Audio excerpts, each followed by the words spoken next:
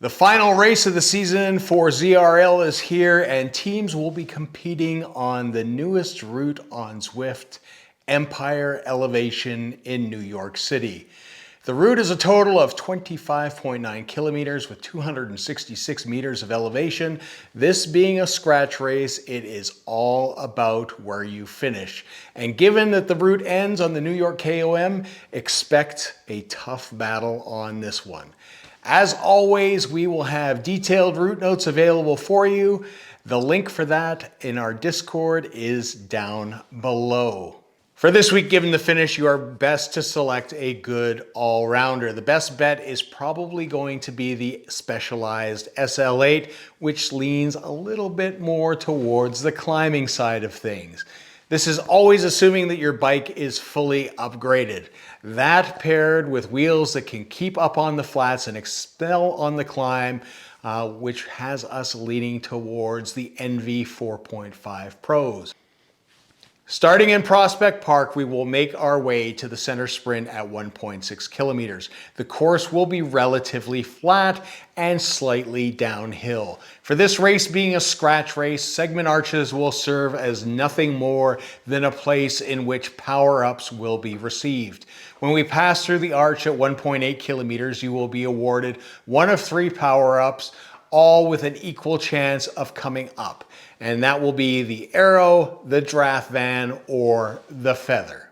We will continue to the next sprint segment arch with the Peristyle Sprint Reverse arriving at 3.4 kilometers. Our first small climb in the race comes at 4 kilometers, where there is a small draggy climb, 600 meters with a total elevation gain of 21 meters. While only a 2% average gradient, this is one of the few places that anyone looking to make a break happen may choose to go. That being said, it's a long way to go from here to the finish. We then make our way back through the center sprint banner at 5.1 kilometers and downhill slightly again until the next bump. The next bump arrives at 6 kilometers when we hit the Hill KOM, a 500-meter effort with an average gradient of 3.7%. Again, this isn't a particularly long or steep climb, but it is a spot where people can push and can drop some riders off the main group. Again, passing through the banner at 6.5 kilometers, you will receive a new power-up. We now make our way to the underground and hit the escalator down at 7.8 kilometers.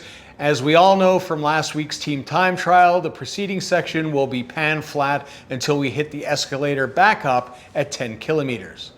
At the time of this, there is no update to the escalator physics.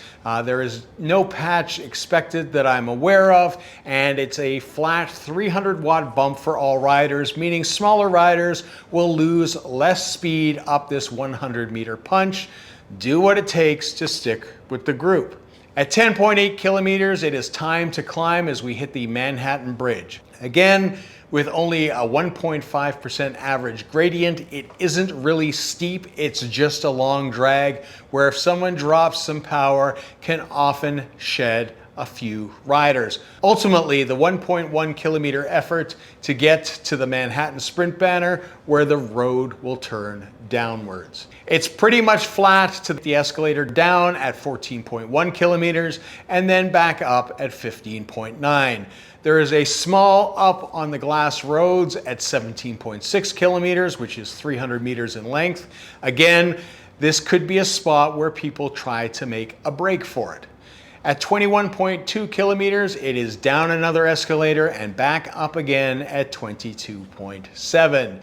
Now all that remains is the finale of the route, which will kick off at 24 kilometers. And over the next 2 kilometers, you will climb the remaining 112 meters of elevation. Ultimately, we are climbing the New York KOM, with the KOM proper starting at 24.5 kilometers. It's a 6.5% average gradient. It will be an unwelcome reminder to those sprinters of the earlier stages in the season. The KOM starts steep.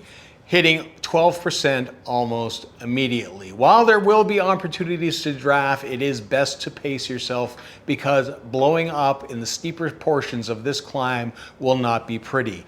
You will hit the peak gradients at 25.2 kilometers and again at 25.7 kilometers of this climb. The climb is steep and ultimately the victor will be determined here. Expect to be pushed to your limits before crossing the finish line at 25.9 kilometers. So, best of luck to you all in the final race of the season. Hopefully you have found this video helpful, and if you have, please smash the like button and subscribe to the channel for future videos and future ZRL recons. Again, best of luck, and until next season, see ya.